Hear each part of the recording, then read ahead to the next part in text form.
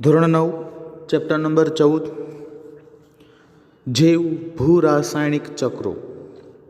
જીવાવરણના જૈવિક અને અજૈવિક ઘટકોની વચ્ચેની આંતરક્રિયા જીવાવરણને ગતિશીલ અને સ્થાયી બનાવે છે. આ આંતરક્રિયા દ્વારા જીવાવરણના વિવિધ ઘટકો વચ્ચે પદાર્થ અને ઉર્જાનું સ્થળાંતરણ થાય છે. જીવાવરણના જૈવિક અને અજૈવિક ઘટકો વચ્ચે આંતરક્રિયા થાય અને આ આંતરક્રિયા દરમિયાન પદાર્થનું અને ઉર્જાનું સ્થળાંતરણ થાય છે. એવી કેટલીક આપણે ક્રિયાઓ અહીંયા જોવાની છે કે જે જીવાવરણને સંતુલિત રાખવાનું કાર્ય કરે છે. ચલો, પહેલું જ જલચક્ર. આપણે જોયું કે જળાશયમાંથી પાણીનું બાષ્પીભવન અને પછી સંઘનન કે સંગઠન થયા બાદ વાદળ કેવી રીતે બને, પરંતુ આપણે મહાસાગરને સુકાઈ જતા જોયો નથી. એટલે કે આપણે આગળના ટોપિકની અંદર શીખી ગયા કે જ્યારે કોઈ જળાશય પર ગરમી પડે એટલે કે સૂર્યપ્રકાશ આપાત થાય એટલે એના દ્વારા પાણી ગરમ થાય. પાણી ગરમ થાય એટલે પાણીની વરાળ ઉપર જાય, પછી ત્યાં ઠંડી પડે, પરંતુ એને આપણે પાછી પડતા જોયો નથી. એટલે કે મહાસાગરને સુકાઈ જતા જોતા નથી. તો પછી આ પાણી જળાશયમાં પાછું કેવી રીતે આવે, જેનો અહીંયા આપણે અભ્યાસ કરીશું. આ પૂર્ણ પ્રક્રિયા કે જેમાં પાણીની બાષ્પ બને અને વરસાદના સ્વરૂપમાં જમીન પર પાછી પડે અને પછી નદીઓ દ્વારા તે સમુદ્રમાં પહોંચે છે. આને જલચક્ર કહેવાય. જલચક્ર એટલે સાદી ભાષામાં સમુદ્રનું જે પાણી છે એ સમુદ્રનું પાણી વરાળ બની વાતાવરણમાં ઉપર જાય, ત્યાં ઠંડુ પડે એટલે વરસાદ.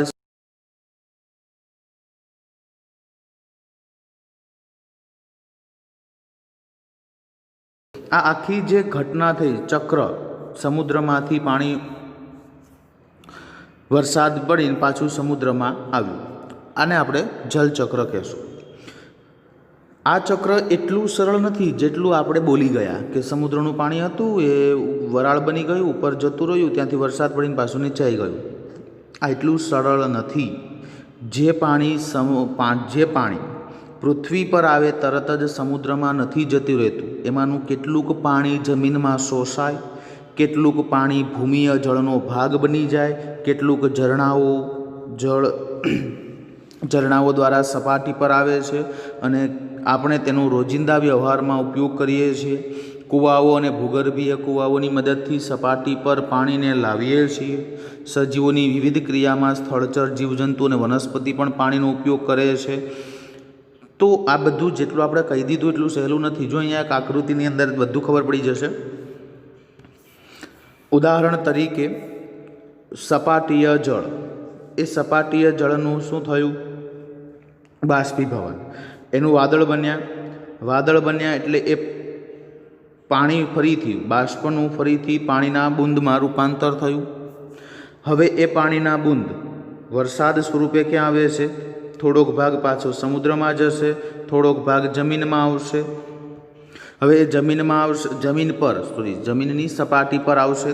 એમાંનો દાખલા તરીકે થોડોક ભાગ જમીનની અંદર જતો રહ્યો, થોડોક પ્રાણીઓના ઉપયોગોમાં, વનસ્પતિના ઉપયોગોમાં. પછી જે અમુક ભાગ રહી ગયો તો એ નદી, તળાવ, સરોવરની અંદર જમા થતો રહેશે અને પછી જો વધે તો એ બધું પાણી ક્યાં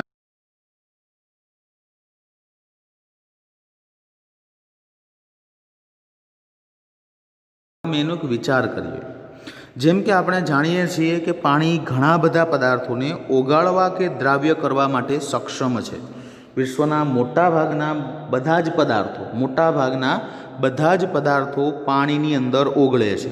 એટલે પાણી એ ઉત્તમ પ્રકારનું દ્રાવ્ય છે.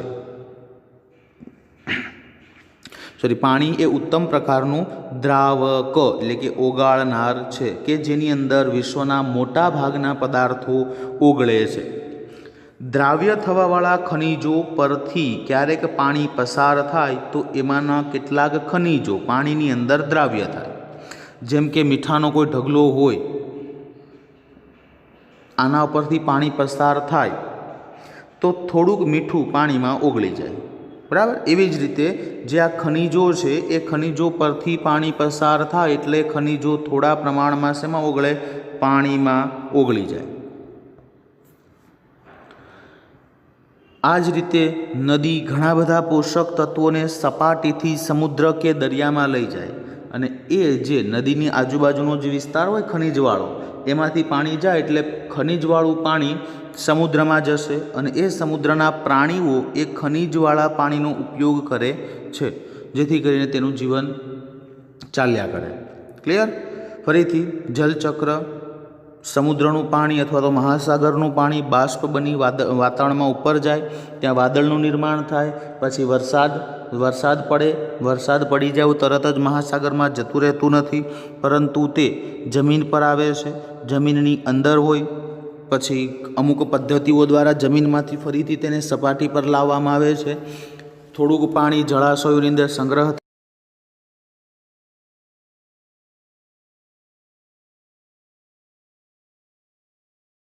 સમુદ્રમાં જાય.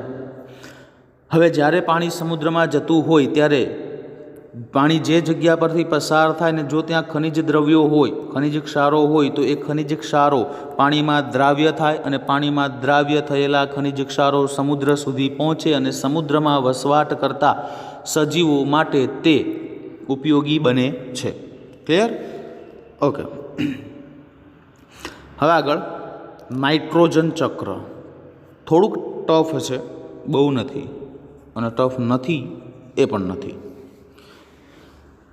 આપણા વાતાવરણની અંદર નાઇટ્રોજનનું પ્રમાણ 78% છે, એટલે કે 78% છે. સૌથી વધારે જો પ્રમાણ હોય તો એ છે નાઇટ્રોજનનું.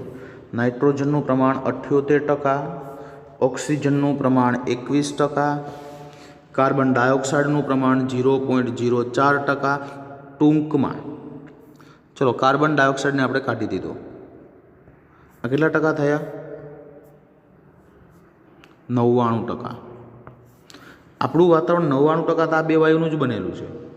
બાકી જે 1% બાકી રહ્યો એ 1%ની અંદર hydrogen, helium, carbon dioxide, sulphur, આવા બધા વાયુઓ છે બાકીના 1%ની અંદર.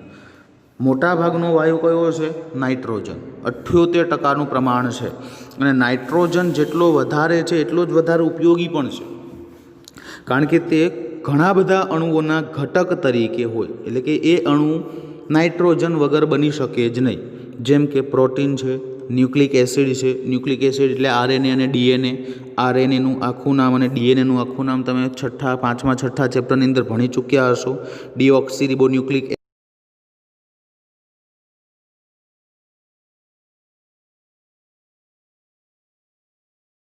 ઘણા બધા અણુઓના ઘટક તરીકે છે, જેમાં પ્રોટીન, ન્યુક્લિક એસિડ અને કેટલાક વિટામિન્સ. નાઇટ્રોજન બીજા અન્ય જૈવિક અણુના બંધારણમાં ઘટક તરીકે પણ મળી આવે છે, જેમ કે આલ્કેલોઇડ્સ અને યુરિયા. એટલા માટે કહી શકાય કે નાઇટ્રોજન એ બધા જ પ્રકારના સજીવો માટે એક આવશ્યક તત્વ છે. જો નાઇટ્રોજન ન હોય તો સજીવો પણ હોઈ શકે નહીં. બધા જ સજીવો. હવે નાઇટ્રોજનનો ઉપયોગ આપણે બધા કરીએ છીએ, પરંતુ સીધો વાતાવરણમાંથી કરી શકતા નથી. જો સીધો વાતાવરણમાંથી કરી શકતા હોત તો આજે ઘણી બધી ઉર્જાની જે જરૂરિયાતો છે એ ઓછી થઈ ગઈ હોત. પરંતુ એ આપણી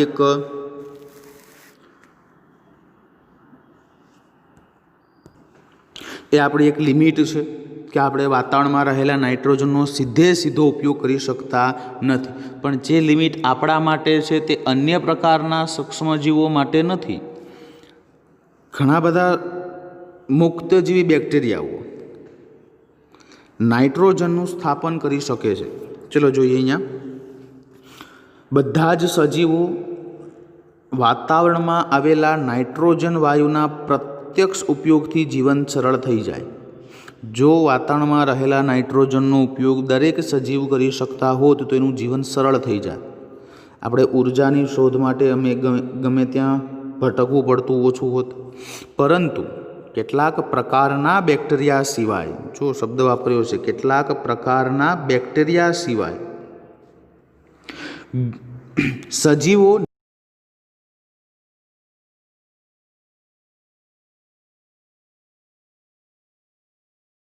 નથી.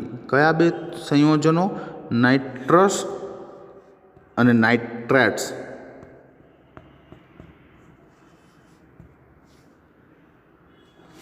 એમાં રૂપાંતર કરી શકતા નથી. નાઇટ્રોજનનું સ્થાપન કરવાવાળા તે બેક્ટેરિયા મુક્તજીવી હોય છે અથવા દ્વિદળી વનસ્પતિની કેટલીક જાતિઓમાં જોવા મળે છે.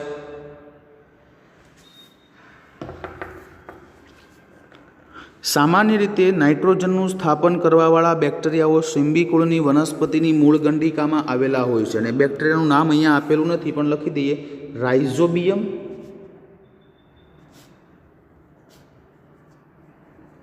અને બીજું નામ છે એઝિટોબેક્ટર. આ બે પ્રકારના જે બેક્ટેરિયાઓ છે તે વાતાવરણમાં રહેલા નાઇટ્રોજનનું સ્થાપન નાઇટ્રાઇટ અને નાઇટ્રેટ્સમાં કરવામાં સક્ષમ છે. આ ઉપરાંત બેક્ટેરિયા સિવાય નાઇટ્રોજન પરમાણુનું નાઇટ્રેટ્સ અને નાઇટ્રેટ્સમાં ભૌતિક ક્રિયા દ્વારા પણ પરિવર્તન થાય છે. જેમ કે વીજળીના ચમકારા સમયે, જ્યારે વીજળીનો ચમકારો થાય એ સમયે વાયુમાં ઊંચું તાપમાન અને ઊંચું દબાણ હોય, જેનાથી નાઇટ્રોજનનું રૂપાંતર શેમાં થાય? નાઇટ્રોજન ઓક્સાઇડમાં. અને આ નાઇટ્રોજન ઓક્સાઇડ પાણી સાથે ભળી અને નાઇટ્રિક એસિડ બનાવે છે. અને આ નાઇટ્રિક એસિડ વરસાદ સાથે જમીનની સપાટી પર વરસે ત્યારે જુદા જુદા સજીવો દ્વારા તેનો ઉપયોગ થાય છે. નાઇટ્રોજનયુક્ત સંયોજનો બનાવવામાં વપરાયા પછી નાઇટ્રોજનનું શું થાય? ચલો, નાઇટ્રોજનયુક્ત સંયોજનો બનાવવામાં આવ્યા પછી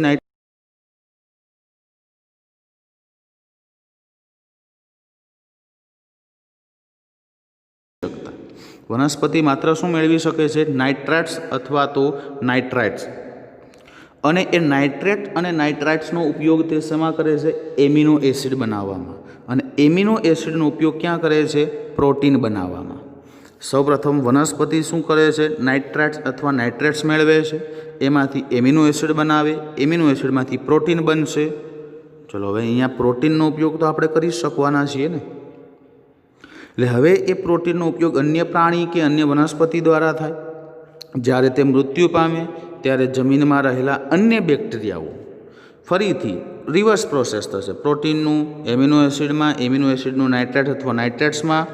અને બીજા પ્રકારના જે બેક્ટેરિયા છે તે નાઇટ્રેટ્સ અથવા તો નાઇટ્રાઇટનો ઉપયોગ નાઇટ્રોજનમાં રૂપાંતર કરવા માટે કરે છે. બીજા પ્રકારના બેક્ટેરિયાઓ નાઇટ્રેટ્સ તેમજ નાઇટ્રાઇટ્સને નાઇટ્રોજન તત્વમાં ફેરવે છે. અને આ રીતે પ્રકૃતિમાં નાઇટ્રોજન ચક્ર હોય છે. ક્લિયર? ચલો, હવે નાઇટ્રોજન ચક્રને આપણે સમજીએ અલગ રીતે.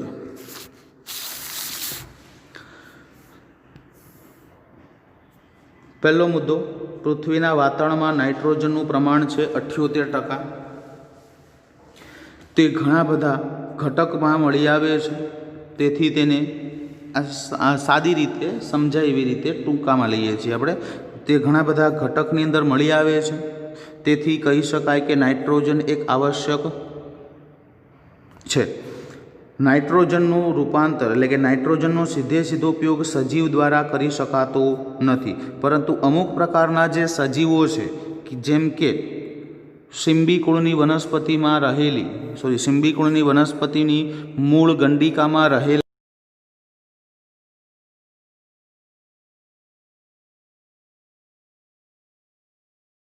એ નાઇટ્રેટ અને નાઇટ્રેટ અન્ય સજીવો માટે ઉપયોગી બને છે. આ ઉપરાંત ઘણી બધી બીજી ઘટનાઓ, જેમ કે વીજળીનો ચમકારો, ત્યારે વાતાવરણમાં ઊંચું દબાણ અને ઊંચું તાપમાન સર્જાય છે, જેથી નાઇટ્રોજનનું રૂપાંતર શેમાં થાય? નાઇટ્રોજન ઓક્સાઇડમાં. એ નાઇટ્રોજન ઓક્સાઇડ પાણી સાથે પ્રક્રિયા કરી અને નાઇટ્રિક એસિડ બનાવે છે. આ નાઇટ્રિક એસિડ જમીન ઉપર વરસાદ સ્વરૂપે આવે, જેથી તેનો ઉપયોગ અન્ય સજીવો દ્વારા થઈ શકે છે. હવે વનસ્પતિ કેવી રીતે વહીવટ કરે છે નાઇટ્રોજનનો, તો એને સમજી લઈએ. ચલો, વનસ્પતિને શું મળ્યું? નાઇટ્રાઇટ અથવા તો નાઇટ્રેટ્સ.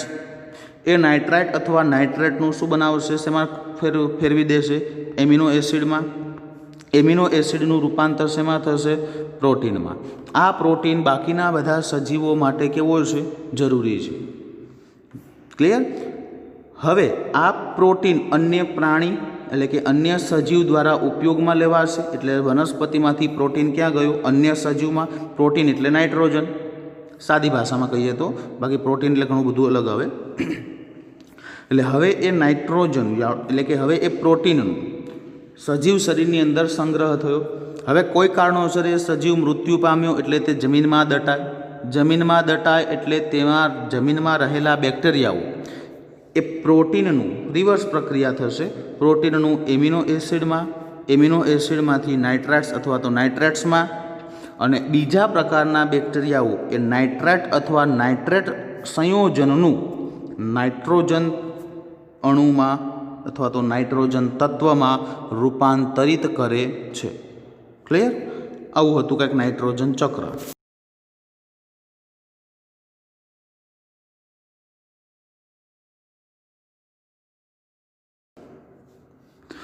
સ્થાપન થશે એટલે એનો ઉપયોગ કોણ કરશે? લીલી વનસ્પતિ.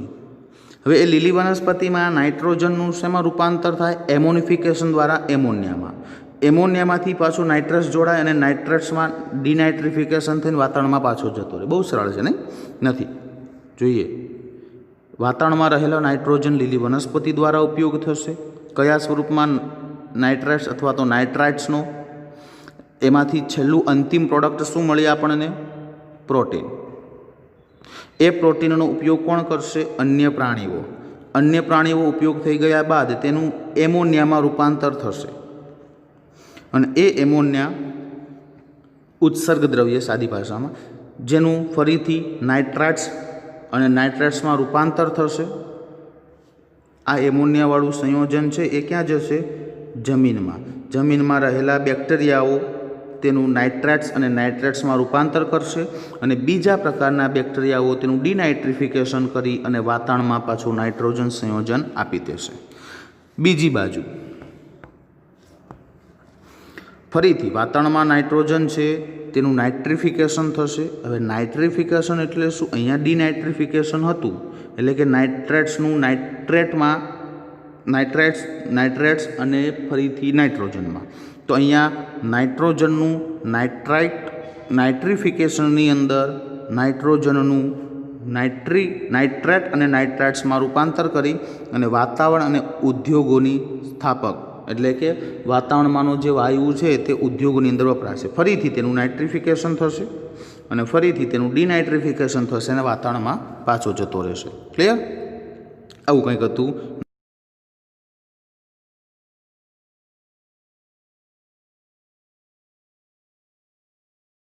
બધા સજીવો માટે કામનું છે. પછી કેવી રીતે? તો સીધી રીતે ઉપયોગ થતો નથી. તો એનું નાઇટ્રોજનનું નાઇટ્રેટ્સ અથવા નાઇટ્રેટ્સમાં રૂપાંતર કરવું પડે.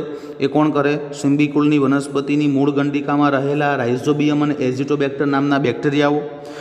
બીજું, વીજળીના ચમકારાના સમયે વાતાવરણની અંદર ઊંચું તાપમાન અને ઊંચું દબાણના લીધે નાઇટ્રોજનનું રૂપાંતર થાય છે.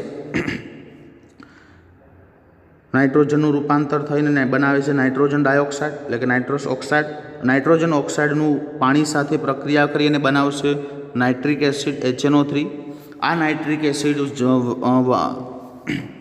પાણી સાથે જોડાય એટલે કે પાણી સાથે ભળી અને વરસાદ સ્વરૂપે ક્યાં આવશે? જમીન ઉપર. જમીન ઉપર રહેલા જુદા જુદા સજીવો, ઘટકો તેનો ઉપયોગ કરશે.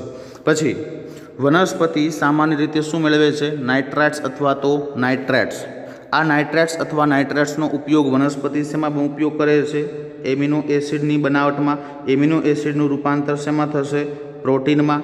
અને આ પ્રોટીન અન્ય સજીવો દ્વારા ઉપયોગમાં લેવાશે. અન્ય સજીવોનું જ્યારે મૃત્યુ થાય, જમીનમાં દટાય અથવા તો એના ઉત્સર્ગ દ્રવ્યો જમીનમાં ભળે ત્યારે જમીનમાં રહેલા બેક્ટેરિયાઓ ફરીથી એ પ્રોટીનનું નાઇટ્રાઇટ્સ અથવા તો નાઇટ્રેટ્સમાં રૂપાંતર કરે છે. બીજા પ્રકારના બેક્ટેરિયાઓ નાઇટ્રોજન પરમાણુમાં અથવા તો નાઇટ્રોજન તત્વમાં તેનું રૂપાંતર કરે છે, જેથી વાતાવરણમાં પાછો પડી જાય છે. ક્લિયર? ઓકે. હવે નેક્સ્ટ લેક્ચરની અંદર આપણે ભણીશું કાર્બન ચક્ર. કાર્બન ચક્રને બહુ ઇઝી રીતે ભણવાનું છે.